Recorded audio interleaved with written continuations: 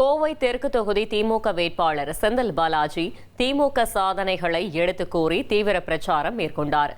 Sempatti colony, Selvapuram, town hall பகுதிகளில் ஊர்வலமாக சென்று வாக்கு சேகரித்த அவருக்கு பொதுமக்கள் உற்சாக வரவேற்பு அளித்தனர். தொடர்ந்து பேசிய செந்தில் பாலாஜி, குடிநீர் உள்ளிட்ட பொதுமக்களின் அடிப்படை பிரச்சினைகளை உடனடியாக தீர்ப்பேன் என்றும், கோவையின் வளர்ச்சிக்காக பல திட்டங்கள் கொண்டு வருவேன் எனவும் வாக்குறுதி அளித்தார்.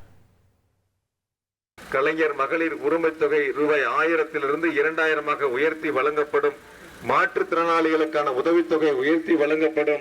அதேபோல உயர்கல்வி படிக்கின்ற மாணவ மாணவிகளுக்கான தமிழ் புதல்வன் புதுமை பெண் திட்டத்தினுடைய ஊக்கத்தொகை உயர்த்தி வழங்கப்படும் என பல்வேறு வாக்குறுதிகளை தந்திருக்கின்ற முதலமைச்சருடைய பொற்கால ஆட்சி மீண்டும் தமிழ்நாட்டில் தொடர்ந்திட 2026 சட்டமன்றத்தினுடைய பொது தேர்தலில் கோவையில் 10க்கு 10 மதசார்பற்ற முற்போக்கு கூட்டணி வெற்றி பெற்றது. அதில் கோவை தெற்கு அதிக வாக்குகள் வித்தியாசத்தில் வெற்றி பெற்றோம் என்ற பெருமையை நீங்கள் அனைவரும் ஒன்றுபட்டு உருவாக்கி தந்திட வேண்டும். 1,27,00,000 மனங்களை வென்ற தந்தி டிவி யூடியூப் சேனல். தவிர்க்க முடியாத தம்ப்நெயில்ஸ், கலக்கலான கான்டென்ட்ஸ். நீங்களும் இந்த குடும்பத்தில் இணைய இப்பவே சப்ஸ்கிரைப் பண்ணுங்க. அசுரபலம் கொண்ட எங்கள் டிஜிட்டல் கரங்களில் உங்கள் விளம்பரங்களை சேர்க்க வாட்ஸ்அப் பண்ணுங்க. 8939888378. Email advtthanditv@dttv.in.